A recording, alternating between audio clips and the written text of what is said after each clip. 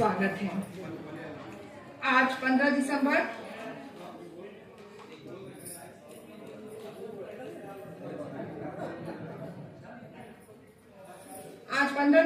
केंद्रीय हिंदी संस्थान आगरा शिक्षा मंत्रालय भारत सरकार हैदराबाद केंद्र द्वारा आयोजित 2 दिवसीय राष्ट्रीय संगोष्ठी का यह दूसरा दिन है।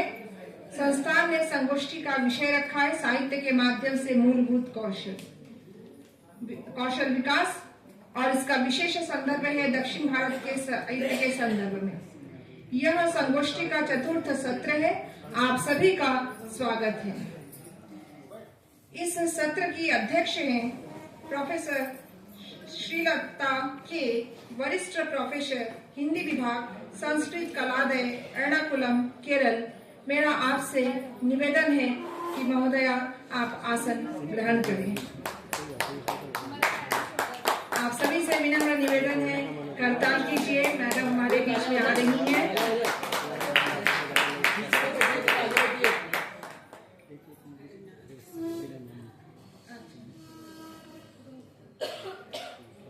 मुख्य वक्ता के रूप में हमारे पास है प्रोफेसर प्रभाकरण हेब्बर, हिंदी विभागाध्यक्ष, कालीकट विश्वविद्यालय केरल।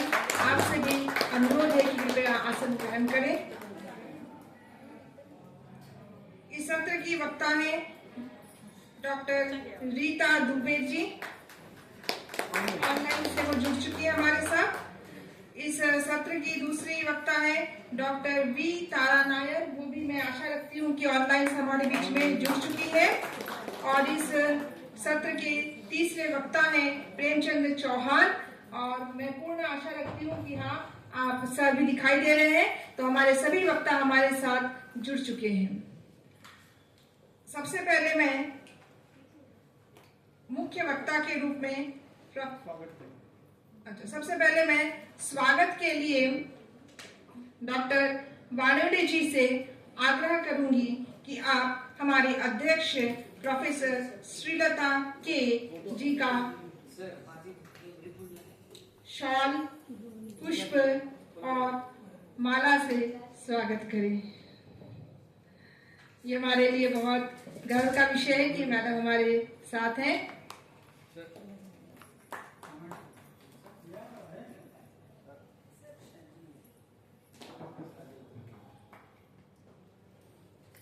स्वागत करते हुए वानोडे जी छायाचित्र लेते हुए हमारे दोनों छायाचित्रकार। सिर्फ कमी है आप सबके करताल की।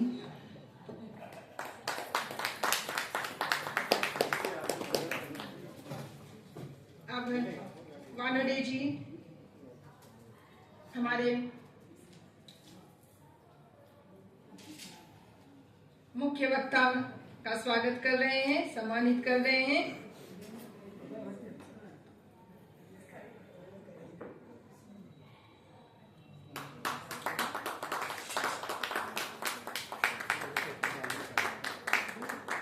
वातावरण आप सबके करताल से बहुत आनंदमय हो चुका है।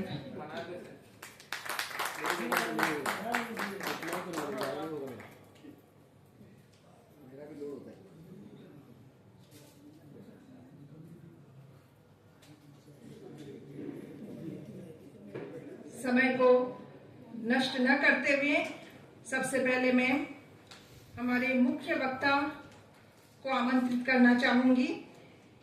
प्रोफेसर प्रभाकरण हेब्बर से आप आए और अपने विचारों से हमें अवगत कराएं।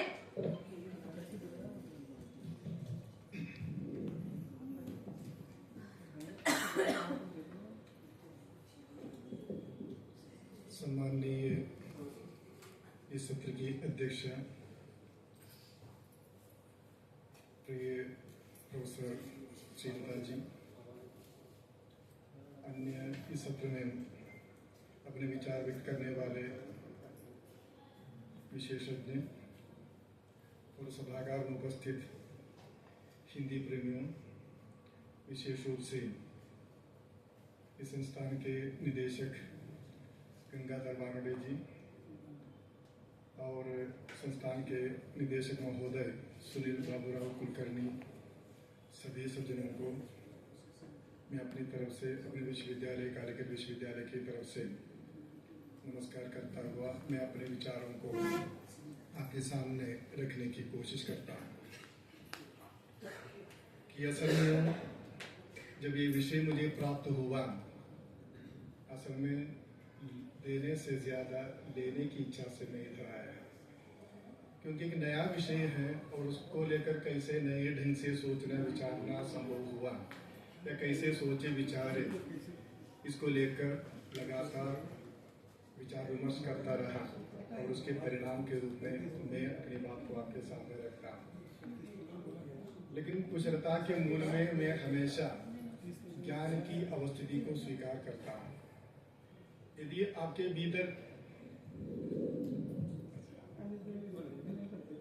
आपके भीतर ज्ञान नहीं है, ज्ञान की स्थिति नहीं है, इंद्रियजन्य अनुभव नहीं है, इंद्रियजन्य अनुभव का सामाजिक विस्तार नहीं है और सामाजिक विस्तार के माध्यम से जो सहज ज्ञान का विकास मनुष्य के भीतर संभव होता है, जब तक वो संभव नहीं हो पाता है, स्किल डेवलपमेंट या कुशलता के विकास की चर्चा मुझे लगता है कि एकदम बेकार है। तो शिक्षा को लेकर, विद्या को लेकर हमारी मूलभूत परिकल्पना वो वास्तव में मुक्ति प्रदान करने वाली होती है, या विद्या सा विमुक्त जैसा जो ऋषि प्रसूक्त है और उसके उदाहरण है। लेकिन एक कुशलता क्या है और इसको समझने और समझाने के क्रम में मैंने ये जाना कि एक विद्वान है नैप नाम से, skill in sport the attainment of proficiency नाम से उनकी एक रचना है और उसमें स्किल को परिभाषित करते हुए उनका कहना है, पूर्व निर्धारित परिणामों को या लक्ष्य को अधिकतम निश्चितता के साथ समय ऊर्जा का न्यूनतम इस्तेमाल करने की कला को कुशलता कही जाती है। तो इस कुशलता के विकास के लिए दो प्रमुख तत्वों की अनिवार्यता को भी वे स्वीकार करते हैं। सबसे पहला वो है अनुभव की विस्तारता, दूसरा है प्रशिक्षण। बिना प्रशिक्षण के कुशलता विकसित नहीं हो सकती। तो इस कुशलता और प्रशिक्षण माने कुशलता के विकास के लिए प्रशिक्षण की जरूरत है। तो प्रशिक्षण क्या है, मैंने जिस अंदाज में मैं कुशलता को स्वीकार कर रहा हूँ उसको बताए बिना मैं आगे नहीं बढ़ सकता। तो कुशलता के आधार के रूप में ज्ञान है और उसमें बेहतर जीवन की स्थिति है, दक्षता का विकास है, मनुष्य के व्यवहार और अभिवृत्तियों में परिवर्तन है और मनुष्य के भीतर की ताकत, उसकी सृजनात्मकता का विकास है और इसके साथ ही और इसके माध्यम से व्यक्ति और सामाजिक संरचना के भीतर परिवर्तन संभव होता है। वाइने एफ कैशियो नाम से एक विद्वान है, उस ट्रेनिंग को परिभाषित करते हुए उनका कहना है, training consists of planned program designed to improve performance at the individual groups and organizational level. Improved performance in turn implies that there have been measurable changes in knowledge, skills, attitude and social behavior. कहने का मतलब ये है कि प्रशिक्षण उसमें प्रतिफलित होता है, कुशलता में, ज्ञान में, अभिवृत्तियों में, सामाजिक व्यवहारों में। और इसलिए और उसका जब माने कुशलता का विकास होगा वो तीन आयामों में उसका विकास संभव होता है। सबसे पहले उत्पादन में, वो ज्ञान का उत्पादन, भौतिक उत्पादन भी हो सकता है, मानसिक उत्पादन भी हो सकता है और एक्सपैंडेबल है, वो सतत विकास उसका संभव है। स्किल का मतलब वो सतत विकास मार्ग है। और इसका जो तीसरा आयाम है समाज में जो परिवर्तन है, तो उसको हार्ड स्किल और सॉफ्ट स्किल के रूप में हम जानते हैं। तो उसका जो कुशलता का विभाजन जब करेंगे, मोटे तौर पर मैं केवल इतना बताना चाहूँगा कि जो हार्ड स्किल जिसे हम कहते हैं और वो मात्रात्मक है, शिक्षात्मक है, बौद्धिक क्षमता से संबंधित विशेष रोजगार और मुख है। और सॉफ्ट स्किल वास्तव में अर्जित ज्ञान को दूसरों तक पहुंचाने की जो कला है और इसके माध्यम से सामाजिकता और सहयोगात्मकता की बढ़ोतरी होती है और अकादमिक और व्यावसायिक विकास के लिए आवश्यक है। अंतर्विषयी मानवीय संबंधों की स्थापना हो जाती है, दूसरों के साथ सकारात्मक संबंध का विकास होता है।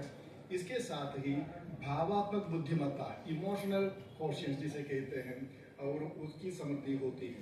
इन सब के माध्यम से मनुष्य के भीतर उदारता, करुणा, ममता, सहकारिता इत्यादि इत्यादि गुणों का विकास होता है। इसका तात्पर्य केवल निचोड़ के रूप में इतना बता सकते हैं कि कुशलता के भीतर दूसरों को लेकर की जाने वाली चिंता है, साथ ही अपने का भी उद्धार है और उत्कृष्टता का विकास है।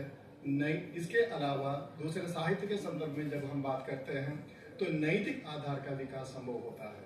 इसलिए कुशलता की जो भूमिका है 3 स्तरों पर उद्घाटित होती है।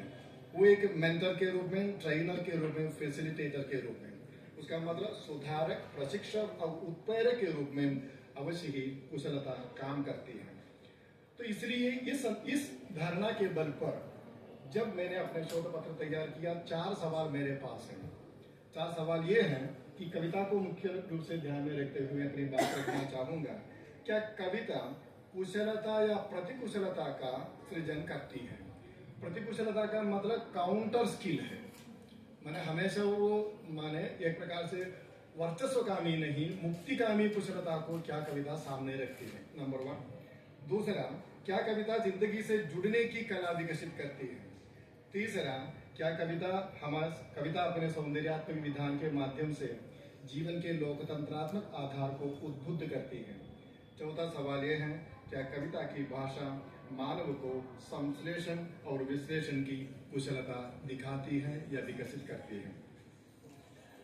तो मुख्य रूप से इस प्रपत्र में कुशलता, सर्जनात्मकता, भाषाई कुशलता, कल्पना, सौंदर्यात्मक विस्तार और ज्ञान, ये मेरे कुंजी परिकल्पनाएं हैं। तो सर्जनात्मकता को मैं इस अंदाज में स्वीकार करता हूं कि मानवीय संबंधों के माध्यम से प्रगति में हस्तक्षेप करते हुए मनुष्य अपने भीतर के सुप्त का, उसका मतलब वो बालकृष्ण भट्ट की शब्दावली है, सत्व है, एसेंस जिसे कहते हैं, और उसका विकास।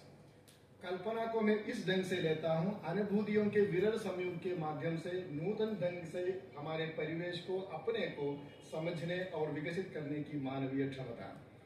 सौंदर्यात्मकता उस अंदाज में है, वो मानवीय परिष्करण की प्रक्रिया है और मानवीय चेतना का सतत विकास, साथ ही विचारों और मानवों के विशेष जगत में प्रवेश करने की मानवीय अभौम भाषाई कुशलता का विस्तार है। ज्ञान को इंद्रियजन्य अनुभवों के आधार पर विकसित मानवीय अवबोध तथा उसका सामाजिक विस्तार और उससे विकसित सहज ज्ञान से मेरा संबंध है। और जिस कालखंड में हम स्किल को लेकर बातचीत कर रहे हैं और उसको समझने के क्रम में मैंने 3 डॉक्यूमेंट्स, उसका मतलब 3 दस्तावेजों का अध्ययन मैंने किया है। सबसे पहला Swedish international development corporation agency SIDA Stockholm 2018, और उनकी एक परिभाषा है कि स्किल जो है प्रोडक्टिव कैपेबिलिटीज पर केंद्रित होती है। उसका मतलब उत्पादात्मक सक्षमता उसके केंद्र में है। और दूसरा उनका दावा है कि इकोनॉमी एंड लेबर मार्केट को विकसित करने की प्रक्रिया में स्किल सहायक है। तो ऐतिहासिक दृष्टि से देखने पर क्राफ्ट एंड टेक्नोलॉजिकल डेवलपमेंट के रूप में आइनली 1993 में उनकी एक रचना है, उसमें विभाजित करते हैं।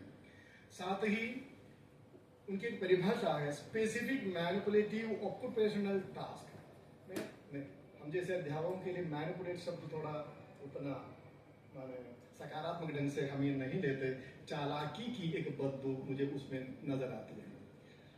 और इसके अलावा फ्रांसिस ग्रीन नाम से what is skill an introductory synthesis, institute of education, university of London, वे बताते हैं while the idea of skills refers to the required standards needed to perform a job or set of tasks, उसका मतलब बाजार से, उत्पादन की प्रक्रिया से, पेशे से और आर्थिक प्रक्रिया से स्किल नामक जो परिकल्पना है बदलती चली जाती है। ILO इंटरनेशनल लेबर ऑर्गेनाइजेशन का भी कहना यह है skill as ability to carry out the tasks and duties of the given job. उसका मतलब मनुष्य की आंतरिक समृद्धि और मनुष्य की भीतर की आंतरिक समरसता को लेकर स्किल नामक परिकल्पना आजकल इस्तेमाल नहीं की जा रही है। नेशनल स्किल डेवलपमेंट मिशन, उसका मतलब ministry of skills development and entrepreneurship नाम से एक मंत्रालय है और उसके भीतर की एक योजना है। उनकी परिभाषा को भी आप ध्यान से सुनिएगा। Skill and knowledge are the driving forces of economic growth and social development of any country. तो वहां जो इकोनॉमिक ग्रोथ है उस पर मैं थोड़ा सा शंकित इसलिए हूँ, क्या इसी प्रकार के इकोनॉमिक ग्रोथ के माध्यम से मनुष्य की कुशलता विकसित होगी? क्या मनुष्य इस संसार में मनुष्य के रूप में रह सकेगा या नहीं? क्योंकि इकोनॉमिक ग्रोथ का मतलब बाजार का विकास है। बाजार के विकास का मतलब प्रकृति को उत्पाद के रूप में परिवर्तित करने की जो प्रक्रिया है उसको तवज्जो देना होता है। जिस अंदाज में परिवेश प्रदूषित होता चला जाता है, प्रकृति दूषित होती चली जाती है उत्पादन प्रक्रिया के क्रम में, हम अब माने आजकल महसूस कर रहे हैं। और हाल ही में एक महीना शिमला जाने का जो अवसर मिला, शिमला में हमारे कार ड्राइवर के साथ मेरी बातचीत हुई, तो वे बता रहे थे सर पहले यहाँ माने 6-7 फुट बर्फ पड़ती थी, लेकिन आजकल 2-3 फुट बर्फ पड़ती है। मैंने उनसे पूछा कि इसका क्या असर पड़ता है, तो वे बोले कि खेती पर उसका असर पड़ता है, क्योंकि खेती के लिए पर्याप्त मात्रा में पानी नहीं मिल रहा है। उसका मतलब पर्यावरणीय जो परिवर्तन है इस उत्पादन प्रक्रिया का ही एक परिणाम है। उसको नजरअंदाज करते हुए हम आगे नहीं बढ़ सकते। इसलिए कविता के भीतर, साहित्य के भीतर, साहित्य हमेशा एक विपक्ष के विपक्ष में खड़ा होता है। कविता विपक्ष की कविता होती है। वो इसलिए जिस विचारधारा का, जिस प्रक्रिया का, जिस सोच का, जिस समझ का, जिस अवधारणा का जो बोलबाला समाज में रहता है उसको अतिलंघित करते हुए फिर से मानव को मानव बनाने की प्रक्रिया में कविता तल्लीन है।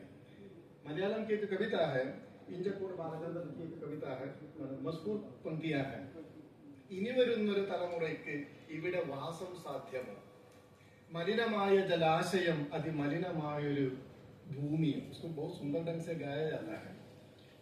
2 पंक्तियां गाकर सुनाता हूं क्योंकि भाषा की भी सुंदरता समझ में आ जाए। ഇനി വരുന്നൊരു തലമുറയ്ക്ക് ഇവിടെ വാസം സാധ്യമോ, മലിനമായ ജലാശയം അതിമലിനമായൊരു ഭൂമിയും। ഇനി വരുന്നൊരു തലമുറയ്ക്ക് ഇവിടെ വാസം സാധ്യമോ। हिंदी में उसका अनुवाद है, आने वाली पीढ़ी को क्या जीना मुमकिन है सदा, मलिन है यदि झील सारा, आदि मलिन है यह धरती भी। एक सवाल है, तो उसका मतलब जिस कुशलता की बात हम करते हुए आर्थिक विकास की प्रक्रिया की तरफ हम चले जा रहे हैं, हम कविता एक प्रतिकुशलता की मांग करती है। वो मांग ये है कि अपने परिवेश के साथ, अपने प्रकृति के साथ और अन्य जैविक अजैविक जिसे हम समझते हैं उसके साथ रागात्मक संबंध स्थापित करते हुए हम आगे बढ़े। और इस संदर्भ में हमारे केरल के नवजागरण के अग्रदूत हैं नारायण गुरु, उनका अनुकंपा शतकम नाम से एक रचना है। उसमें वे बताते हैं ഒരു വീട എറുമ്പിനും വരുത്തരുതെന്ന് अनुकंपा।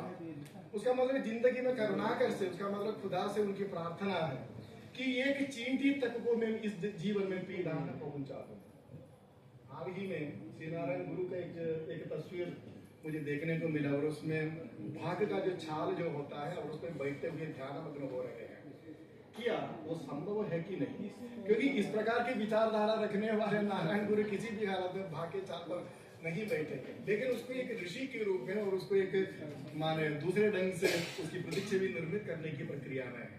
तो मेरा कहने का तात्पर्य तो ये है कि इस प्रकार की विकास की बात कविता नहीं कर सकेगी। कविता एक प्रकार से अनुरागात्मक और अद्वैतात्मक, एक प्रकार से दिल भरा संबंध जो है अपने परिवेश के साथ स्थापित करने की, कुशलता विकसित करने की मांग करती है।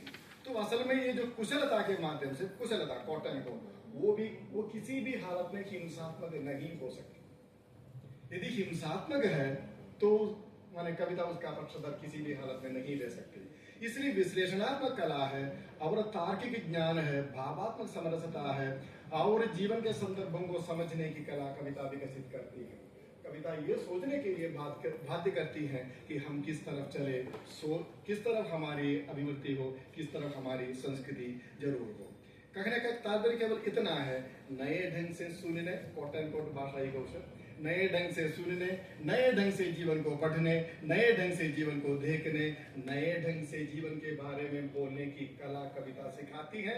इसलिए हमारे जीवन के नैतिक आधार को कविता विकसित करती है और ये भी बताती है कि प्रेम, सद्भाव और सहकार की स्थापना के माध्यम से ही जीवन की कुशलता आगे बढ़ेगी। जीवन जीने की कुशलता बढ़ेगी, जीवन की कला आगे बढ़ेगी।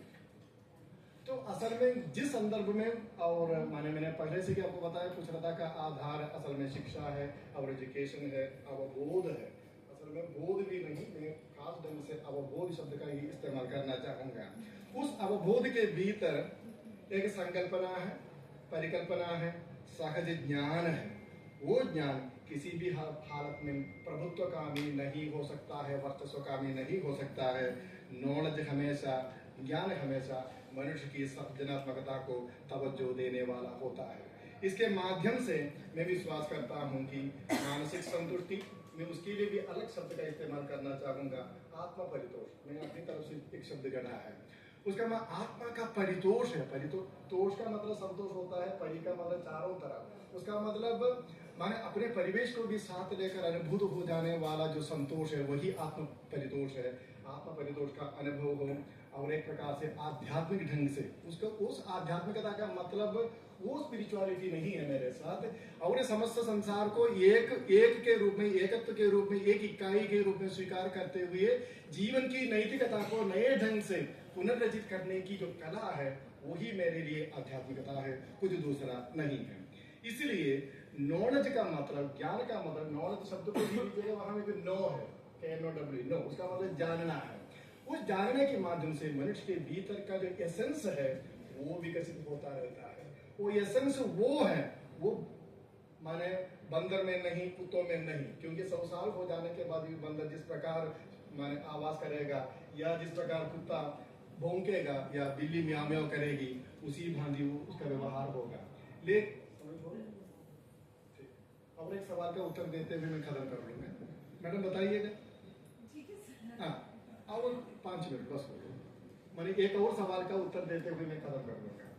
उसका मतलब है कि सतत विकास है। सतत विकास का मतलब होता है कि मनुष्य जिस प्रकार वर्तमान में जी रहा है और उसकी आत्मचेतना विकसित होती रहती है, वो विकसित होने की जो प्रक्रिया है वो अन्य प्राणियों में नहीं, मनुष्य के पास एक विशेष प्रकार की विभूति है।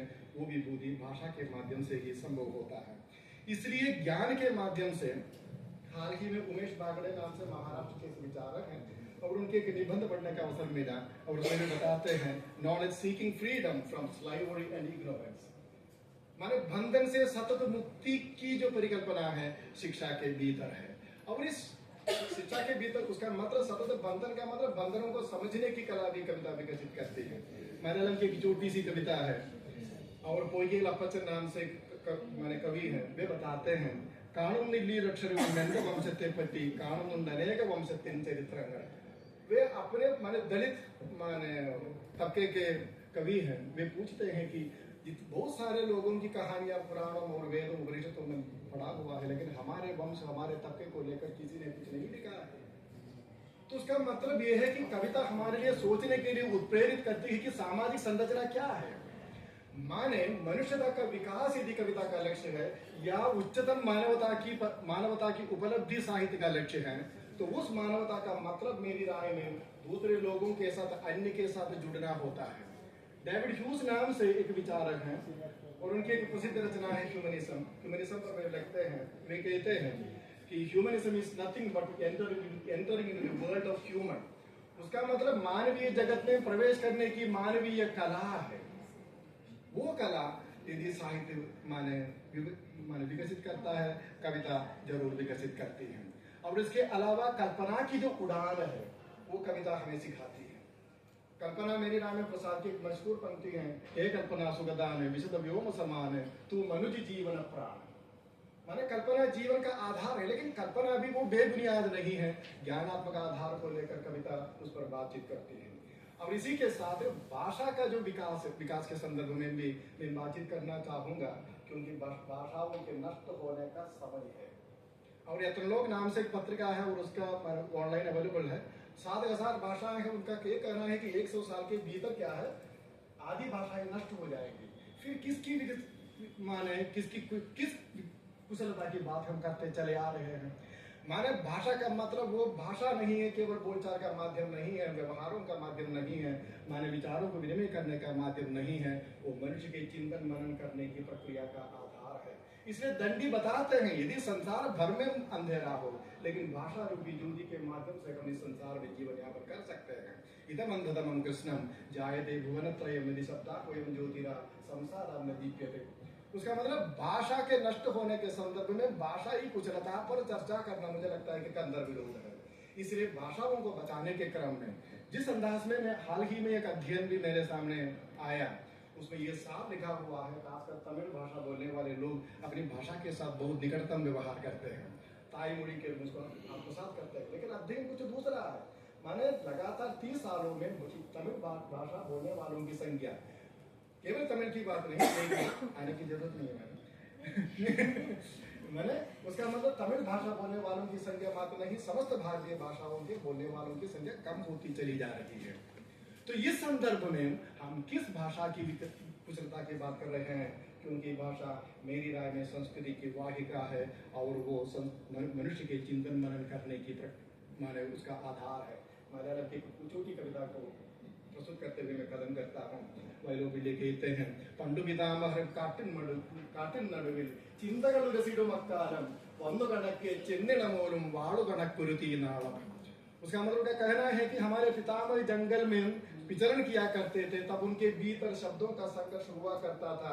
इन शब्दों के संघर्ष के माध्यम से नई चिंगारी उत्पादित होती है। उसका मतलब भाषा के विकास के संदर्भ में हमें बातचीत करते समय भाषाओं को सत्यनाश से बचाने की संकल्पना हमें करनी चाहिए। उस प्रकार की जीवनचर्या, उस प्रकार की जीवन कुशलता यदि विकसित नहीं करेंगे, मुझे लगता है कि ये माने और 100 साल हो जाए, 200 साल हो जाए, हजारों साल हो जाए, ना पुनर्वाद खड़ा नहीं होगा, ना कोई विश्व गुरु बनने की संभावना मुझे लगता है कि दूभर है। इतना कहकर मैं अपनी बात पर विराम चिन्ह लगाता हूँ। धन्यवाद।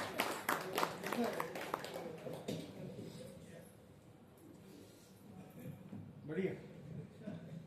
मैं संचालन करने की कुशलता सीख रही हूँ सर, इसलिए मुझे रोकना पड़ रहा है, मैं इसके लिए क्षमा प्रार्थी हूँ। आपने सबसे पहले संगोष्ठी को संगीतमय बना दिया, इसके लिए आपका विशेष धन्यवाद। आपने कुशलता के साथ ज्ञान का संबंध अक्षुण्ण है, इस बात की जानकारी दी। स्किल की परिभाषा आपने हमारे सामने प्रस्तुत की। प्रशिक्षण के बिना कुशलता का विकास नहीं हो सकता, यह बहुत महत्वपूर्ण बात है। आपने मोटे तौर पर कुशलता को कितने भागों में बांटा जा सकता है, इन्हें विषय इसकी जानकारी भी हमारे सामने रखी। इन सब के लिए हम आपके आभारी हैं। अब मैं वुमेन फर्स्ट बहुत बार होता है, सबसे पहले मैं मैन फर्स्ट करते हुए प्रेमचंद चौहान जी को आमंत्रित करना चाहूंगी कि महोदय आप अपने वक्तव्य को हमारे सामने रखें। आपसे विनम्र निवेदन है कि समय को ध्यान में रखें, 15 मिनट। धन्यवाद मैडम जी। मैडम जी मेरी आवाज सुनाई दे रही है? जी हाँ, साफ है। हाँ, धन्यवाद मैडम जी। मेरा विषय है कन्नड़ साहित्य में मूलभूत कौशल। हाँ जी, 10 मिनट का समय है आपके पास सर। जी मैडम जी। कन्नड़ साहित्य एक समृद्ध और विविधतापूर्ण क्षेत्र है, जिसमें कविता, गद्य, नाटक और दार्शनिक लेखन जैसे कई विधाएं शामिल है। कन्नड़ साहित्य में बुनियादी कौशल की गहन समझ किसी भी व्यक्ति के लिए आवश्यक है, जो इसके ग्रंथों और परंपराओं से गहराई से जुड़ना चाहता है। इन बुनियादी कौशलों में काव्य शास्त्र की समझ शामिल है, जो कन्नड़ कविता की संरचना और सौंदर्य सिद्धांतों जैसे छंद अलंकारों से संबंधित है। प्राचीन काल से लेकर आधुनिक काल तक कन्नड़ भाषा के ऐतिहासिक विकास का ज्ञान साहित्यिक कृतियों को उनके उचित संदर्भ में व्याख्या करने के लिए महत्वपूर्ण है। कथाओं और कविताओं का विश्लेषण और आलोचना करने, विषयों, चरित्र विकास और नैतिक या सामाजिक संदेशों को पहचानने का कौशल भी उतना ही महत्वपूर्ण है। इसके अलावा साहित्यिक कृतियों पर आलोचनात्मक विचारों, प्रतिबिंबों और व्यक्त करने के लिए संबंध लेखन सहित लेखन कौशल आवश्यक है। अनुवाद और संपादन कौशल भी कन्नड़ साहित्य को व्यापक दर्शकों तक पहुंचाने में महत्वपूर्ण भूमिका निभाते हैं। कन्नड़ साहित्य के सांस्कृतिक, ऐतिहासिक और दार्शनिक आधारों की समझ पाठकों को इसके ग्रंथों की गहराई और समृद्धि की सराहना करने की अनुमति देती है, जो अक्सर क्षेत्र के धार्मिक, राजनीतिक और सामाजिक इतिहास से प्रेरित होते हैं। इन बुनियादी कौशलों में महारत हासिल करके कोई भी कन्नड़ साहित्य पर एक व्यापक और व्यावहारिक दृष्टिकोण प्राप्त कर सकता है।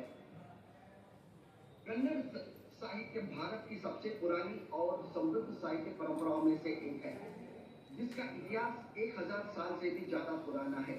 भारत के दक्षिणी भाग में मुख्य रूप से कर्नाटक में उत्पन्न यह इस क्षेत्र की सांस्कृतिक, सामाजिक और ऐतिहासिक जड़ों को दर्शाता है। कन्नड़ साहित्य विभिन्न चरणों से गुजरता है। प्रारंभिक मध्ययुगीन वचन साहित्य से लेकर 20वीं और 21वीं सदी में आधुनिक साहित्यिक आंदोलनों तक इसके संस्कृत, प्राकृत और अन्य क्षेत्रीय भाषाओं प्रभाव को शामिल किया है, जिससे एक अनूठी साहित्यिक पहचान बनी है। कन्नड़ साहित्य की पूरी तरह से सराहना करने और उससे जुड़ने के लिए इस साहित्यिक परंपरा की नींव रखने वाले बुनियादी कौशल को समझना जरूरी है, जिसमें भाषाई दक्षता, साहित्यिक कार्यों का विश्लेषण और आलोचना, काव्य शास्त्र, कथात्मक विश्लेषण, साहित्यिक आलोचना और अनुवाद शामिल है।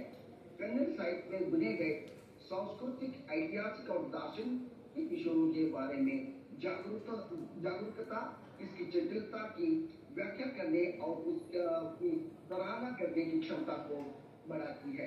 इन मूलभूत दक्षताओं में महारत हासिल करने से पाठक कन्नड़ साहित्य की पूरी समृद्धि को अनलॉक कर पाते हैं और भारतीय और विश्व साहित्य में इसके योगदान के लिए अधिक सराहना को बढ़ावा देते हैं।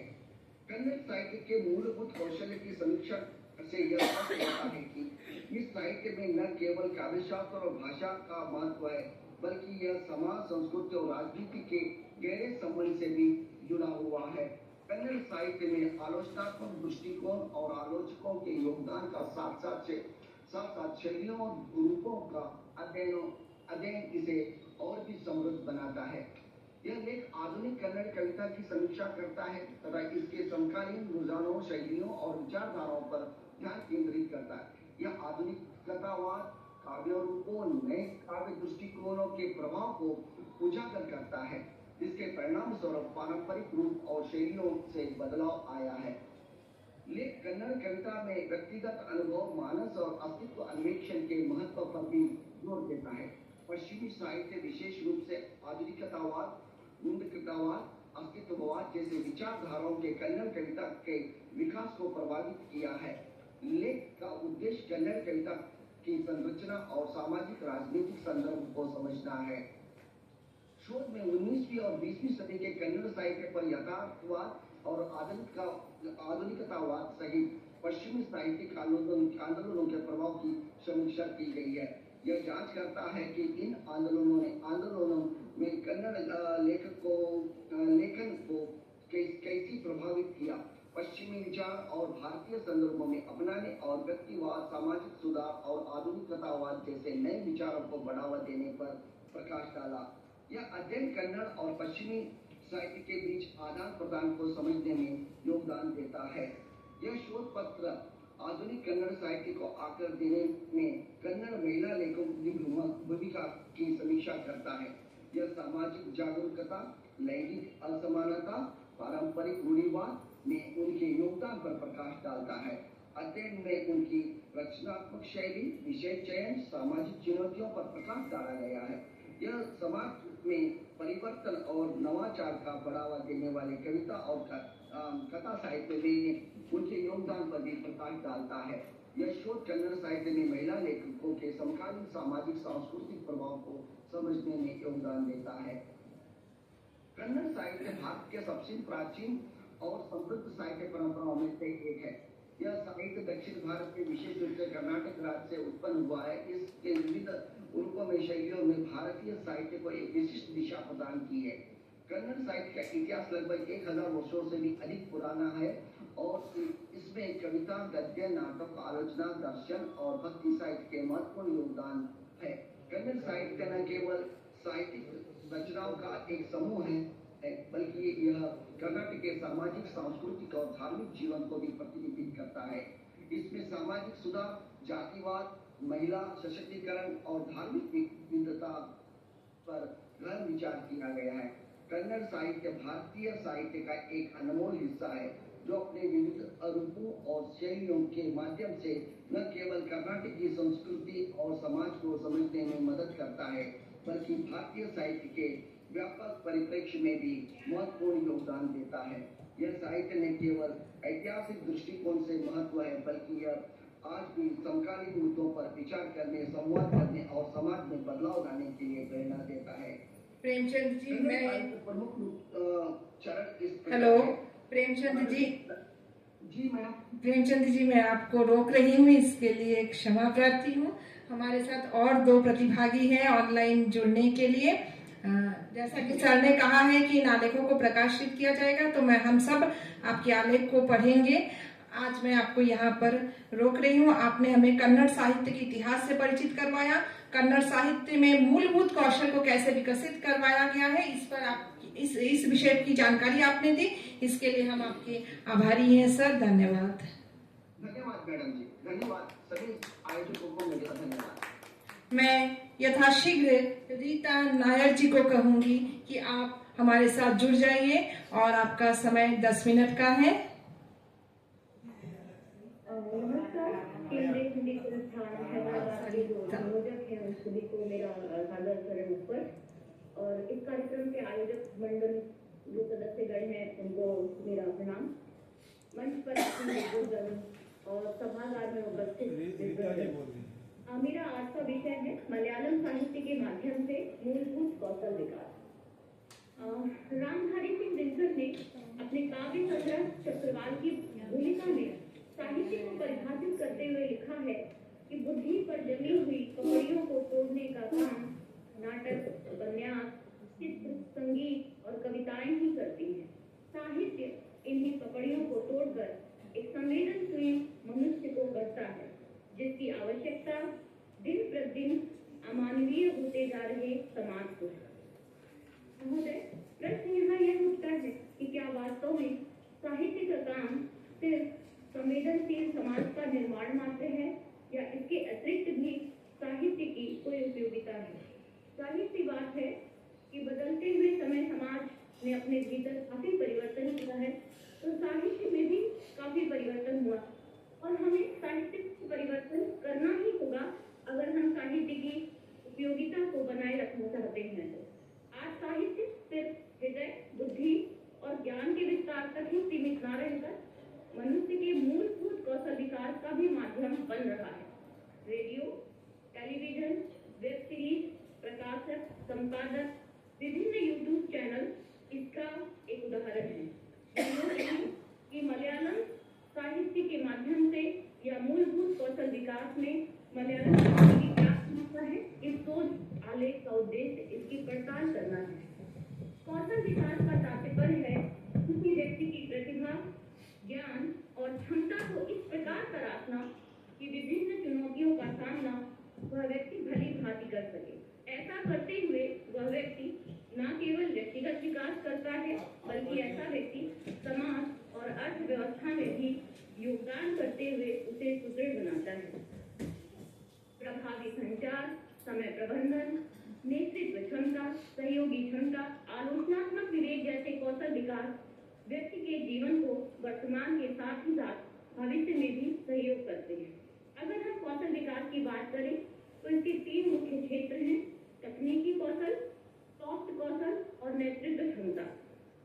इसमें तकनीकी कौशल को छोड़ दिया जाए तो साहित्य सॉफ्ट कौशल और नेतृत्व क्षमता को विकसित करने में हमारी मदद करता है। उसमें भी सॉफ्ट कौशल के साथ साहित्य का प्रत्यक्ष संबंध है। संचार कौशल, भाषा दक्षता, रचनात्मकता जैसे कौशल का विकास साहित्य के अध्ययन अध्यापन के माध्यम से ही सम्यक तरीके से हो जाता है। किसी भी प्रकार की सफलता की नींव संचार पर सबसे अधिक निर्भर करती है। मलयाली साहित्य और भाषा के पठन पाठन के माध्यम से व्यक्ति अपने भीतर संचार की कला का विकास करता है। मलयालम साहित्य के माध्यम से अगर हम आज देखें तो निम्न प्रकार से कौशल विकास किया जा रहा है। पहला है विभिन्न प्रकार के जो यूट्यूब चैनल्स हैं, चाहे वो भाषा सिखाने का काम करते हो, चाहे वो मलयालम साहित्य, संस्कृति और सभ्यता से हमारा परिचय कराने की कोशिश करते हैं। उसमें भूमि मलयालम, अक्षरम, एलिकुट्टी जैसे विभिन्न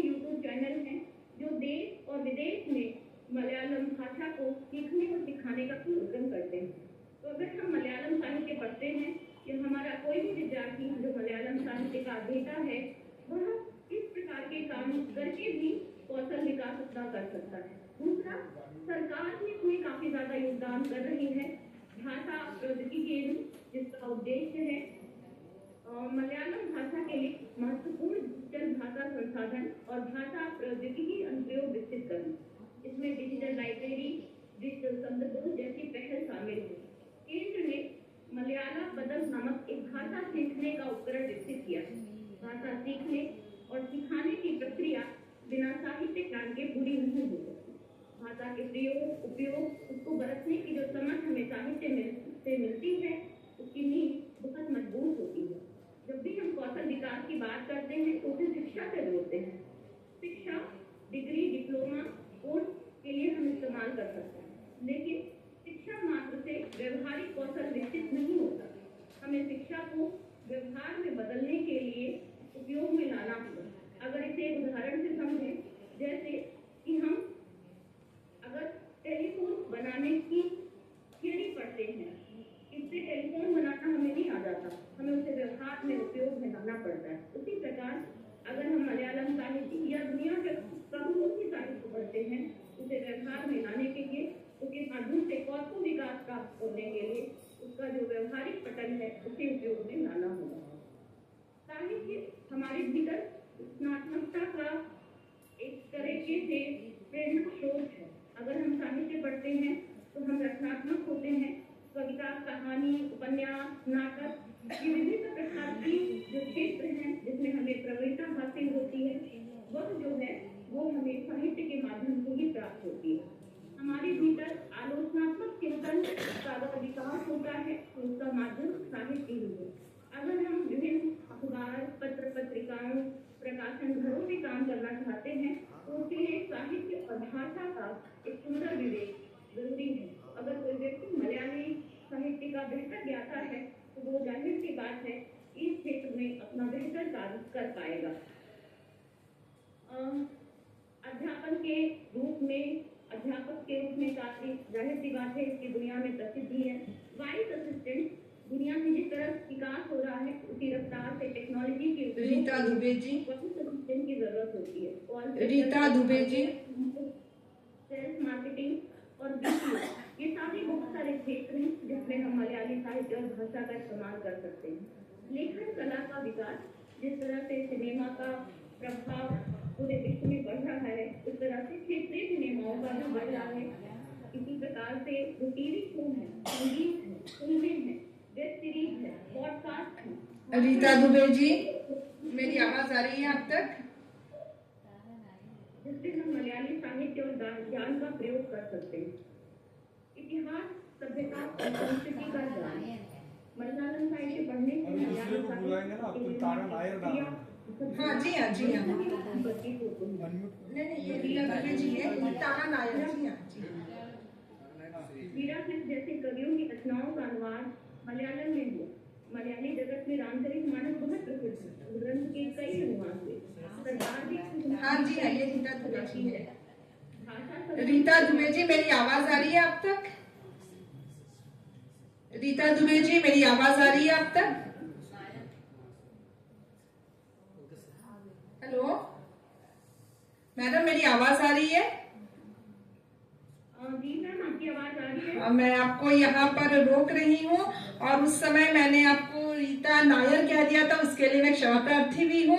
आपने हमें यह सोचने के लिए मजबूर किया कि साहित्य की उपयोगिता क्या है, और साथ ही में आपने हमें इस विषय से अवगत कराया कि वर्तमान टेक्नोलॉजी जैसे यूट्यूब वगैरह और पत्र पत्रिकाएं कैसे मलयालम भाषा को विकसित कर रही है। इस ज्ञान के लिए हम सभी आपके आभारी हैं। फिलहाल मैं यहाँ पर आपको धन्यवाद देते हुए रोक रही हूँ, और साथ ही साथ अब मैं तारा नायर जी को आमंत्रित करती हूँ कि आप अपने आलेख को प्रस्तुत करें। 10 मिनट का समय है मैम।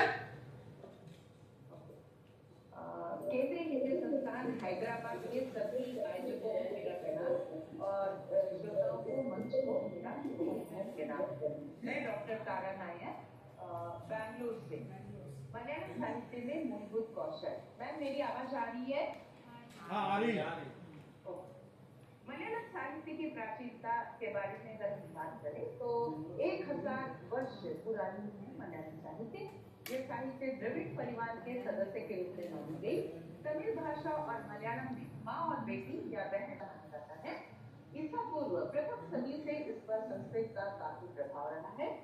7वीं सदी से लेकर कुछ समय तक केरला के सांस्कृतिक क्षेत्र में आर्यवंशज नंबूदिरियों का बहुत बड़ा इसमें प्रभाव रहा और इसी के प्रभाव से केरला में मणिप्रवाल साहित्य की उत्पत्ति उन्यासी जैसे प्राचीन मणिप्रवाल साहित्य रहे हैं जिनका रचनाकाल 14वीं सदी के पूर्वार्ध का माना जाता है। उन्यासी दामोदर चाक्यार के द्वारा लिखी है। संदेश काव्यों में 19वीं संदेशम को संदेशम प्रमुख सामने आई है। मणिप्रवाल कृतिक रचना जिसमें विलासवती सुंदरियों के श्रृंगार रचनाओं को यहाँ पे रखा गया। मलयालम साहित्य की प्राचीनता की बात मैं यहाँ पे कह रही हूँ। यह तमिल से अलग हुई भाषा के रूप में माना गया। सन 3100 ईसा से लेकर 100 ईसा पूर्व तक यह स्थानीय रूप से भाषा बनी। ईसा पूर्व प्रथम सदी से लेकर इस पर संस्कृत का भारी असर रहा है, प्रभाव रहा है और इस उपन्यास साहित्य में कहानी, गद्य, नाटक का विकास 20वीं सदी का माना गया है। चंदू मेनन, रामन पिल्ले के बाद ये उपन्यास कुछ अनुकरणों की प्रधानता के साथ आगे बढ़ता रहा। सामाजिक उपन्यास का दूसरा युग आधुनिक उपन्यास के साथ शुरू होता है, जहाँ पे 18वीं सदी की यदि हम बात करें तो समकालीन मलयालम साहित्य सामाजिक, आर्थिक, राजनीतिक जीवन से संबंधित रहा। 19वीं शताब्दी के अंत में प्रसिद्ध आधुनिक त्रिमूर्ति के उदय के साथ यह प्रारंभ हुआ। कुमार आसान जो कि एक ऐसे साहित्यकार रहे जो कि दलित हिंदू एजावा परिवार को बढ़ावा देते थे। वहीं उल्लूर ने सार्वजनिक प्रेम की परिकल्पना को शास्त्रीय परंपरा का अनुरूप किया। जी शंकर कुरुप, अच्युतन नंबूदिरी, तगड़ी शिवशंकर पिल्ले, एड़ाचेरी गोपालन नायर, M.T. वासुदेवन नायर ने साहित्य को आगे बढ़ाने में बहुमूल्य योगदान दिया। आधुनिक मलयालम व्याकरण 19वीं शताब्दी में A.R. रविवर्मा के द्वारा लिखित केरला पाणियन पे आधारित है। रामचरितमानस यह एक ऐसा काव्य ग्रंथ है जिसे तिरुनाझार मला ने अपवाद के रूप में लिखा है। एक बहुत पुरानी कहानी है। श्री वीर राम वर्मन जो कि 1195 से लेकर 1208 तक दक्षिण केरला के राजा थे। रामचरित पुस्तक में उपलब्ध पांडुलिपि जो उत्तर मलाबार के नीलेश्वरम से बरामद की गई और जिस तरह इसका प्रभाव ज्यादातर उत्तरी केरला के समकालीन साहित्य में देखा जा सकता है। 2013 में भारत के शास्त्रीय भाषा के रूप में 15वीं और 16वीं शताब्दी के कवियों में चेरुसेरी नंबूदिरी, कोथामन नंबूदिरी का बहुत अधिक प्रभाव रहा। आधुनिक रचनाओं में वृत्त भाषा, आधुनिक मलयालम और अरबी की वाक्य रचना गठित है। मलयालम ने विभिन्न विदेशी भाषाओं से शब्द को उधार लिया। प्रमुख रूप से अरबी संशोधित लिपि बनी और लोकगीत मलयालम का सबसे पुराना गीत बना जिसमें पुड़ियार पाठ, बड़कम पाठ आदि शामिल है। कृष्ण गाथा आधुनिक मलयालम में लिखी गई है जिसमें आधुनिक मौलिक शब्द मिलते हैं। पी शाहपुरी मेनन ने मध्यकालीन लेखन के श्रेय के रूप में धनुंतर रामानुजन को दिया। परशुराम किंवदंती और अंतिम चेरामन राजा का मक्का प्रस्थान की कथा इसमें प्रस्तुत है। चंपू काव्य जिसके बारे में अगर मैं न कहूँ तो यहाँ पे अन्याय होता है। चंपू काव्य को मध्य मलयालम काव्य से जोड़ा गया। यदि मलयालम कैलेंडर की बात करें तो 600 वर्षों से पहले मलयालम का साहित्य प्रारंभिक अवस्था में रहा। 16वीं सदी में मणिप्रवालम और शुद्ध मलयालम के नाट्य कृतियों की रचना भरतवाक्यम जैसे अक्सर कोरल वर्णन के रूप में वर्णित किया गया। अट्ठकथा साहित्य की उपलब्धि 12वीं सदी में मानी गई। 17वीं सदी में यह एक साहित्य के रूप में सामने आया जिसे कोटारकरा तंबुरान ने लिखा।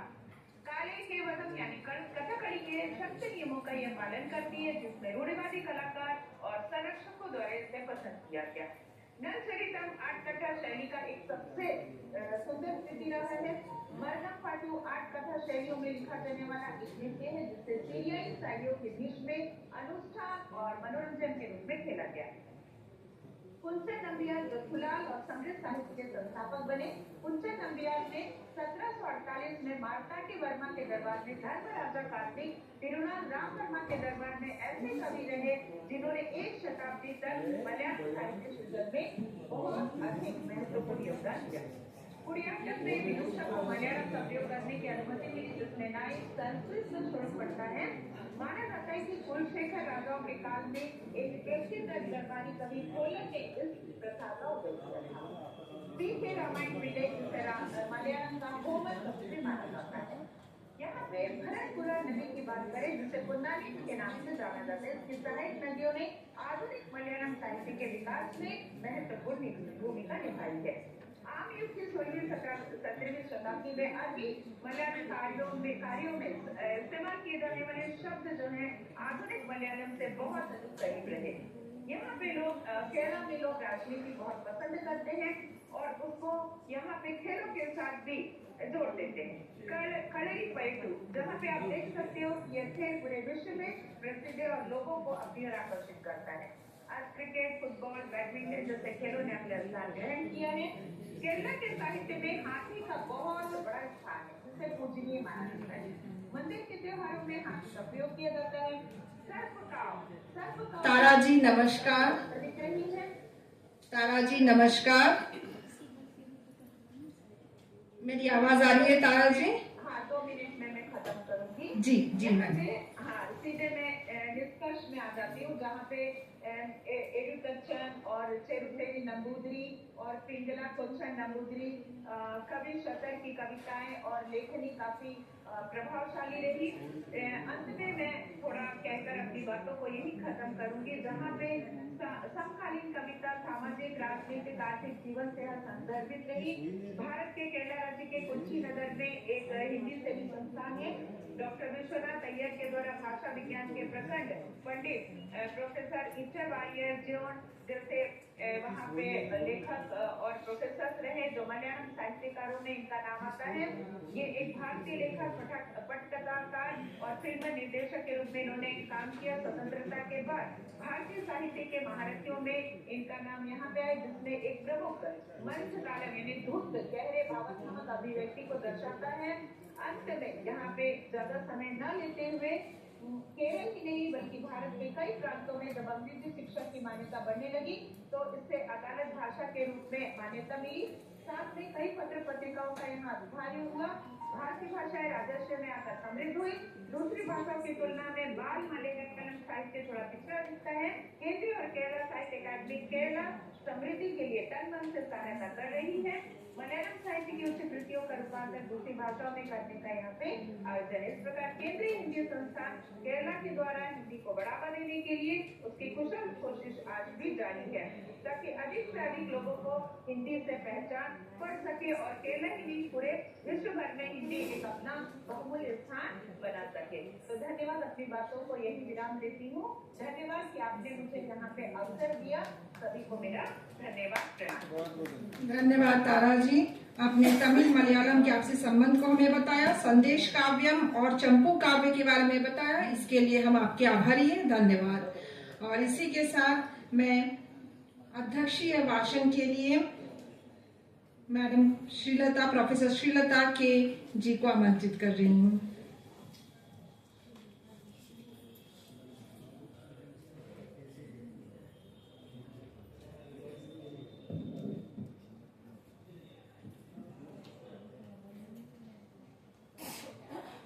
मंच पर बैठे मेरे प्रिय भाई प्रभाकरन, सभागार में उपस्थित निदेशक माननीय वानिडे जी, दीदी समान भवानी जी और रेखा जी, बहुत सारे हैं नाम, एक एक नहीं लूँगी, और इन लक्ष्मी जी हैं, तो सबको प्रणाम। वास्तव में मैं अभी उलझन में हूँ, मुझे क्या बताना है पता नहीं है क्योंकि अभी 1:30 हो गया है। तो जो भी हो, सबसे पहले इन्होंने जो कुछ भी बताया तो उस पर कुछ नजर डाल के मैं बता दूंगी। तो यहाँ प्रेमचंद चौहान जी ने कन्नड़ साहित्य पर, वास्तव में ये तो मलयालम का सेशन है, फिर भी उन्होंने काव्य शास्त्र एवं कन्नड़ साहित्य में जो भी समानताएं हैं और किस प्रकार कन्नड़ साहित्य काव्य शास्त्र को ले लिया है, तो सारे साहित्य में काव्य शास्त्र जरूर हावी हो गया है, तो और उसका पूरा वर्णन उन्होंने किया है। और समयाभाव के कारण हमें इसी पर आगे रोकना भी पड़ रहा है। रीता जी पूरी तरह मलयालम साहित्य या मलयालम भाषा के विकास में तकनीकी कौशल को किस प्रकार हम अपनाएं, उस पर उन्होंने नजर डाली। और तारा नायर जी ने मलयालम साहित्य के इतिहास पर वास्तव में भाषाई कुशलता पर बात नहीं रखी है पूरी तरह। किस प्रकार मलयालम साहित्य की विकास यात्रा हुई है वो अच्छी तरह उन्होंने यहाँ प्रस्तुत किया है। और मेरे भाई प्रभागन जी ने बहुत ही वैज्ञानिक रूप से किस प्रकार भाषाई कुशलता को हमें देखना चाहिए, उसके विकास में क्या क्या हो सकता है, और भाषा के जो रूपांतरण से हम कहाँ से कहाँ तक, और समाज को भी हमें देखना चाहिए कहाँ तक हम पहुँच गए हैं। और उन्होंने कविता को मुख्य में रखकर बताया है और जिंदगी से कविता का जो संबंध है और कविता के सौंदर्य से लोकतंत्र किस प्रकार उजागर होता है, और भाषा के संश्लेषण और विश्लेषण की कुशलता पर भी उन्होंने बात रखी है। और यहाँ बताया भी गया है बहुत ही संगीतमय रूप से उन्होंने बहुत ही प्रसिद्ध कविता है वह भी हमें सुनाया है। साधुवाद। और जैसा कि प्रभागन जी ने कहा है, काव्यादर्शका दंडी ने जो कहा है, इदमंतम तमकृष्णम जायेत भुवनत्रयम् यदि शब्दाह्वयं ज्योतिः असंसारम न दीप्यते। यदि भाषा शब्द या भाषा रूपी ज्योति सर्वत्र प्रकाशमय न बनाती तो यह पूरा संसार ही अंधेरे से आच्छिन्न हो जाता। और हमें मालूम है भारतेंदु हरिश्चंद्र ने कहा है भाषा बहता नीर है, और निरंतर प्रवाहमान होने के कारण भाषा की आत्मा है। और महाकवि पंत ने कहा है आत्मा है सरिता की भी, जिससे सरिता है सरिता। ऐसे प्रवाहमान भाषा के जरिए हम जी रहे हैं। हमारे मन में जो भी बातें हैं उसकी अभिव्यक्ति के लिए भाषा की आवश्यकता है। तो भाषा की कुशलता को ही हमें किस प्रकार उसे बढ़ाना है उस पर भी चर्चा करनी है। तो साहित्य पर बहुत सारी चर्चाएं हमेशा हो रही हैं। तो हमारे माननीय निदेशक महोदय ने एक महत्वपूर्ण विषय रखा है, बहुत ही गंभीर अनुसंधान योग्य विषय को रखा है। तो उस पर जितना भी अनुसंधान करे फिर भी कुछ बाकी रह जाता है, ऐसा एक विषय। तो उसका जो शुभारंभ उन्होंने किया है यह बहुत ही महत्वपूर्ण बात है, क्योंकि हमेशा ऐसी बातें नहीं होती। उन्होंने जो कहा है साहित्य के विमर्श पर कई चर्चाएं, हमेशा संगोष्ठियां उसी प्रकार की होती जाती हैं, और ये सब सुनकर हम हमेशा चले भी जाते हैं। उससे कुछ फायदा हो तो देखना ही पड़ेगा। ऐसी और यदि भाषाई कुशलताओं को मैं ज्यादा देर तक नहीं बोलूंगी, क्योंकि मुझे मालूम है अभी समय ज्यादा हो गया है। मैंने पीपीटी भी तैयार करके और पीपीटी भी जरा दिखा लीजिए। तो भाषा यानी साहित्यिक भाषाई महत्व, किस प्रकार भाषा को साहित्य आगे बढ़ाता है। तो साहित्य के 4 प्रमुख कौशलों सुनना, बोलना, पढ़ना, लिखना के विकास करने में अत्यंत सहायक है। यह न केवल भाषा को सशक्त बनाता है बल्कि संवेदनशीलता, कल्पनाशीलता एवं सांस्कृतिक समझ को भी बढ़ावा देता है। साहित्य का प्रभाव भाषा के हर पहलू पर गहराई से पड़ता है। इसके माध्यम से भाषा कौशल के हर पहलू को और गहराई से समझा जा सकता है। तो पहले जो सुनने का जो कौशल है, तो ध्वनियों की पहचान और उच्चारण सुधार। तो कहानियां और कविताएं सुनने से ध्वनियों को पहचानने और उच्चारण का अभ्यास मिलता है और ध्यान केंद्रित करने की क्षमता बढ़ती है। बच्चों में एकाग्रता विकसित करती है। वास्तव में अभी बच्चे सोशल मीडिया में हैं, उन्हें इसी प्रकार छोटी छोटी कहानियां सुना के, कविताएं सुना के हमें भाषा की ओर लाना बहुत ही आवश्यक है और संवेदनशीलता का विकास भी होती है और भावनात्मक समझ एवं सहानुभूति भी विकसित होती है। देखिए, वल्लतोड़ का एक महत्वपूर्ण कविता है, तो स्वतंत्रता संग्राम के अवसर पर लिखी गई कविता है। भारतम एन्न पेर केटाल अभिमानपूरितमागणम अंतरंगम, केरलम एन्न केटालो तिलक्कणम चोर नमक नरंबुगले। तो वहाँ उच्चारण की पहचान पर यदि हम कहें तो भारत, हमेशा भारत भाषा, इसका उच्चारण बच्चे किस प्रकार कर रहे हैं। बा और भा में जो अंतर है वह भी बच्चे पहचान ही नहीं पा रहे हैं। तो ऐसी कविताएं बार बार सुनाने से, उसके ऑडियो क्लिपिंग भी सुनाने से बच्चे इसी प्रकार के उच्चारण में एक एक उदाहरण करके आगे जाऊंगी। और लघु कथा, यहाँ पंचतंत्र की कथा, ऐसे बहुत सारी हितोपदेश कथा, ऐसी संवेदनशीलता को बढ़ा सकते हैं। और कई कहानियां जब हम पढ़ाते वक्त उसमें जो विशेषण जो है और उस पे या किस प्रकार एक शब्द को लेकर और विशेषण को ढूंढने के लिए ऐसे कई शब्द निकालने के लिए हम बता भी सकते हैं।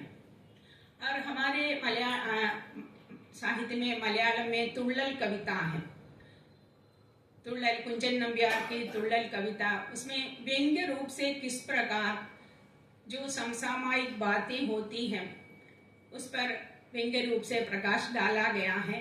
तो ये सब सुनने से बच्चे स्वयं आलोचना की ओर आ जाएंगे। अभी एक प्रस्तुतकर्ता भी, उन्होंने भी बताया कि आलोचना कम होती जा रही है। ये हमारे लिए बहुत ही खतरनाक है, क्योंकि जो कुछ भी है सब हमारे सम्मुख ही है। इसलिए जल्दी हम गूगल निकाल के सब कुछ ऐसे ही लेते हैं या चैट जीपीटी में बताते हैं। तो किस प्रकार का है या उसी प्रकार की कोई आलोचना, एक क्रिटिकल व्यू अभी बच्चों के पास नहीं है, तो उसे उस आलोचनाशीलता को विकसित करना बहुत ही आवश्यक है। तो इसी प्रकार के जो साहित्य से जरूर ये आलोचना की जो दृष्टि है उसे हम विकसित कर सकते हैं। और एक उदाहरण मैं बता दूंगी। अभी हमारे एक भारत के बारे में उसी समय वल्लतोड़ ने जो लिखा है और जो आजकल जो समकालीन जो कविता है, मधुसूदन नायर की कविता है, उस कविता का नाम है भूपड़ा। तो उसमें भारत की जो आपकी जो स्थिति है उसका वर्णन है। मगने इदिंजेयुडे भूपടം, पंथेयुडे वयर पिलर्नुयरुन्न, उसी प्रकार जो कविता मैं नहीं पढ़ूंगी, क्योंकि आजकल जिस प्रकार नदियां पूरी तरह सूख गई हैं, और भगवान जी ने उसका उल्लेख भी किया है, प्रकृति पर जो मानव का जो हस्तक्षेप के कारण जो प्राकृतिक नाश हो रहा है, तो उस पर बहुत सी चिंता डालने वाली कविता है मधुसूदन नायर की कविता भूपड़ा। तो दोनों भारत पर है, लेकिन इतने वर्षों बाद किस प्रकार ये भारत बदल गया है। तो और भारत में मानव किस प्रकार अपने केवल स्वार्थी हो जा रहे हैं, इसी प्रकार की कई बातें हम इसी सुनने से पढ़ने से सब कुछ ऐसा हो जाता है। और यदि हम बोलने, तो मैं इन सभी का नहीं बताऊंगी, बहुत सारे उदाहरण मैंने लिखा है। फिर भी बोलने के कौशल में भी हम नाट्य मंचन, साहित्य पाठ तो हमें मालूम है, और नाट्य मंचन में भी जो कथ्य है, जो चरित्र है और संवाद शिल्प, सब कुछ हम बच्चों को समझा सकते हैं और मलयालम में जी शंकर पिल्ले जी के नाटक हैं, बहुत ही सार्थक नाटक हैं। तो ये नाटकों का मंचन करने से बच्चे जो उस समय के समाज को समझ पाते हैं, भाषा की तरीका समझ पाते हैं, और जैसे जैसे शब्दों का प्रयोग उसमें होते हैं वह भी समझ पाते हैं, और आत्मविश्वास के साथ बोलने की आदत भी हम डाल सकते हैं। और उसी प्रकार ही उसमें जो समास आदि हैं, तो यदि हम मलयालम का एक शब्द है विषन वलन भिक्षकार, तो भूखे प्यासे, तो उसी प्रकार के द्वंद्व समास उसमें है। तो ऐसे व्याकरण को पढ़ाने से भी ऐसे कितने शब्द है चुनने के लिए हम बच्चों को बता सकते हैं। से व्याकरण को समझाने में भी, भाषाई कौशल को बढ़ाने में हम साहित्य का उपयोग कर सकते हैं। एक और उदाहरण मैं बताऊंगी, जल्दी लिखने का कौशल है, और जो भी हम पढ़ते हैं और बार बार पढ़ने से ही रचनात्मकता का विकास होता है। जितनी भी कविताएं पढ़े, जितनी भी कहानियां पढ़े और नाटक मंचन करे, तो ऐसे करने से ही बच्चों में सृजनात्मकता बढ़ाई जाती है। तो इसके लिए हमें क्या क्या करना चाहिए, अध्यापकों को क्या करना चाहिए, तो बहुत सारी बातें, बहुत सारे कार्य वे कर सकते हैं। और यहाँ कुमारनाशन की एक कविता है। कुमारनाशन एक समाज सुधारक कवि रहे थे, तो उनकी एक रचना है चंडाल भिक्षुकी। तो उसमें तूम तेडुम तन पाला किणट्टिलिट्टोमल कैयाल കയറുവലിച്ചുടൻ കോമളാങ്കി നീർക്കോരി നിന്നിടിനാൽ ശ്രീമാനാ ഭിക്ഷു ചെന്നർത്ഥിച്ചാൻ। तो मनोहर डोल कुएं में डालकर सुंदर हाथों से रस्सी खींचते हुए कोमलांगी पानी भरने लगी, और कोई भिक्षु आकर बोला। तो चंडाल नामक नीच जाति में, तो उसका शीर्षक ही ऐसा है चंडाल भिक्षुकी। वह बाद में बौद्ध मत में दीक्षित हो गई। तो उस चंडाल जाति में होने के कारण वह बुद्ध भिक्षु उनसे पानी मांगने आया। तो वह बता रही है क्या क्या सोचकर आप मुझसे पानी मांग रहे हैं। और उस समय यानी बहुत सारी बातें हैं उसमें। तो किस प्रकार यदि दलित विमर्श पर हम बात करें, तो उस समय किस प्रकार जाति के बारे में जो दृष्टि रही थी, तो उसमें बौद्ध धर्म पर भी बच्चे सोच सकते हैं, हमारी संस्कृति पर सोच सकते हैं, और बौद्ध धर्म आकर यहाँ तक आकर कहाँ अभी खड़े हैं, या इस पर भी सोच सकते हैं। और आजकल जो बेन्यामिन का एक उपन्यास है आड़ जीविता, और उसमें जो यहाँ जाति से भ्रष्ट होने के कारण, लेकिन वहाँ प्रवासी के तौर पर जाकर जहाँ और वहाँ जो काम करने पर वह किस प्रकार बकरी के समान का उसका पूरा जीवन, वह तो उसका फिल्म भी बना हुआ है। तो बच्चे यदि केवल जाति से ही नहीं, किस प्रकार इसी पृथकत्व का भाव हो जाता है, इस पर भी बच्चे नजर डाल सकते हैं। और आगे जल्दी मैं इन सभी का उदाहरण है, लेकिन मैं अभी जो पर्चा मैं आपको दूंगा, तो शिक्षा के साहित्य में उपयोग यानी अभ्यास आधारित शिक्षण, साहित्यिक सामग्री, इसका एक उदाहरण मैंने लिया है। और अगला तकनीकी सहायता और भाषा की विविधता, अभिव्यक्ति का विकास।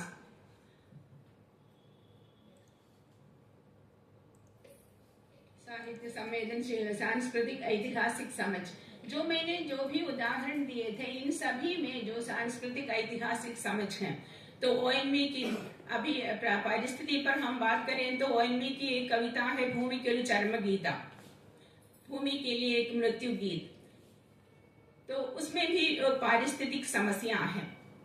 और इतिहास की झलक अभी बहुत धर्म उसी प्रकार के कई बातें और सांस्कृतिक और एमटी वासुदेवन नायर जी का की कहानी है नालकट। तो उसमें जो परंपरा और आधुनिकता के बीच जो संघर्ष है, यह भी इसे पढ़ने पर उसकी भाषा की विशेषता किस प्रकार जो पारंपरिक मूल्यों से पूरी तरह बद्ध जो बुजुर्ग किस प्रकार बोल रहे हैं और जो नई पीढ़ी के जो प्रतीक हैं अपू वह किस प्रकार बोल रहा है, इस पर भी बहुत सारे उदाहरण बच्चे पा सकते हैं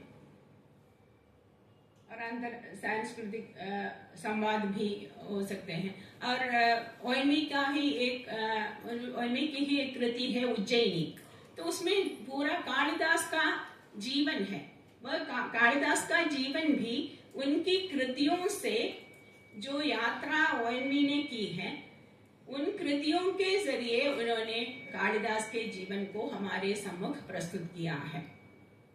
तो इसे भाषाई कुशलता के साथ ही जो कल्पनाशीलता है, जो प्रबंधन क्षमता है, पिछले दिन यहाँ बताया गया था, तो प्रबंधन क्षमता सब कुछ इसमें आ ही जाते हैं, बच्चे समझ भी जाते हैं जल्दी में। तो ये और भाषा शिक्षण के लिए तो और तकनीकी बहुत सारे उपकरण हैं, तो इन सारे उपकरणों से हमें अप टू डेट बनाना है अध्यापकों को। इसमें मैंने उसका कई उदाहरण भी कई ई पुस्तकें या इंटरैक्टिव लर्निंग एप्स के लिए जैसे ड्यूओलिंगो, मेमोराइज, अन्य भाषा शिक्षण एप्स और शैक्षिक गेम्स, वर्चुअलिटी, ऑगमेंटेड रियलिटी, इसी प्रकार बहुत सारे तकनीक उपकरण हमारे बीच है। वह भी उसके जरिए भी उसमें साहित्य डालकर साहित्य के जरिए भाषा किस प्रकार उससे इवोल्व हम कर सकते हैं, उस भाषा को हम लोगों बच्चों के सामने प्रस्तुत कर सकते हैं। और अंत तक डालिए डिजिटल साहित्यिक मंच, ऑडियो बुक्स, पॉडकास्ट,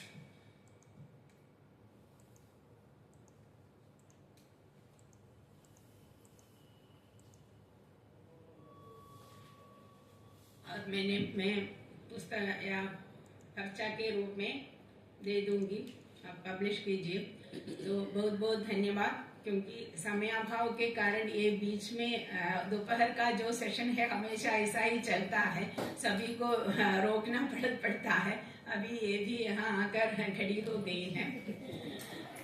जो भी हो, मुझे इसी प्रकार के एक महत्वपूर्ण विषय पर, तो उस विषय पर सोचने के लिए, उस विषय पर कुछ लिखने के लिए जो प्रेरित किया गया, तो उसके कारण उसके लिए मैं पूरी तरह आभारी हूँ केंद्रीय हिंदी संस्थान के प्रति, माननीय सुनील जी के प्रति और वानडे जी के प्रति और यहाँ के सारे अध्यापक के प्रति आभार व्यक्त करती हूँ। धन्यवाद।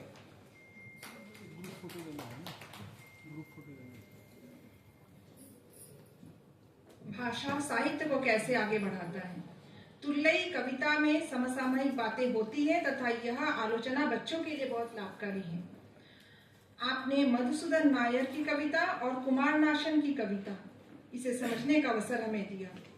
आपने मलयालम व्याकरण को बहुत संक्षेप में हमारे सामने रखा और आप जब कुमार नाशन की कविता जो दलित साहित्य पर आधारित उसकी चर्चा कर रही थी, मुझे याद आया रविंद्रनाथ ठाकुर की चौटालिका नृत्य नाटिका, और आपने यहाँ पर बांग्ला साहित्य और मलयालम साहित्य का संगम करवा दिया। इन सभी मतलब लाभकारी ज्ञान के लिए मैं हृदय से आपकी आभारी, और वही आकर के मुझे यहाँ खड़ा होने पड़ रहा है यह, इसके लिए मैं और क्या ही कहूँ। जैसा कि मैंने कहा कि मैं सीख रही हूँ संचालन कौशल, तो आप सब मुझे क्षमा करेंगे, मुझे पूर्ण विश्वास है। मैं धन्यवाद ज्ञापन के लिए बालकृष्ण गणाचार्य जी को आमंत्रित करना चाहूंगी।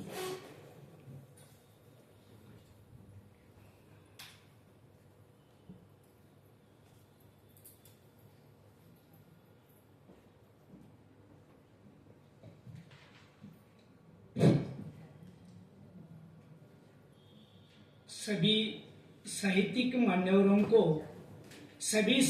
मान्यवरों को दिया कौशलों का भार गणाचारी आ गया, आपका मानने को आभार, आपका मानने को आभार। केंद्रीय हिंदी संस्थान आगरा, शिक्षा मंत्रालय, भारत सरकार केंद्र हैदराबाद 2 दिवसीय संगोष्ठी में साहित्य के माध्यम से मूलभूत विकास, दक्षिण भारत के साहित्य के विशेष संदर्भ में और चतुर्थ सत्र में मलयालम साहित्य में मूलभूत कौशल्य, इस चतुर्थ सत्र समारोह के प्रमुख वक्ता प्रोफेसर प्रभाकरन हेब्बर जी, इनके बारे में मैं कहूं, प्रोफेसर प्रभाकरन, हम करते हैं आपको नमन। प्रोफेसर प्रभाकरन, हम करते हैं आपको नमन। आपने अपने अमोल ऐसे वाणी में हम लोगों को प्रवाहित किया, मार्गदर्शन किया, इसलिए मैं आपका तहे दिल से धन्यवाद देता हूं। और इस समारोह की अध्यक्ष महोदया प्रोफेसर श्रीलता जी, इनके बारे में भी मैं कहता हूं, नाम है श्रीलता, आपने सुनाया हमें लिखने बोलने सीखने पढ़ने की कथा। नाम है श्रीलता, आपने सुनाया हमें लिखने बोलने सीखने की कथा। मैडम, आपने भी ही पीपीटी के माध्यम के द्वारा या आपके अमोल ऐसी वाणी में हम छात्रों को प्रभावित किया, इसलिए मैं आपको भी तेरे दिल से धन्यवाद देता हूं। उसके साथ ही साथ आभासी वक्ता डॉक्टर रीता दुबे जी, डॉक्टर फी तारा नायर जी, डॉक्टर प्रेमचंद्र चौहान जी, इन्होंने भी हमें बहुत ही प्रभावित किया। उन तीनों के लिए भी मैं धन्यवाद देता हूं। और इस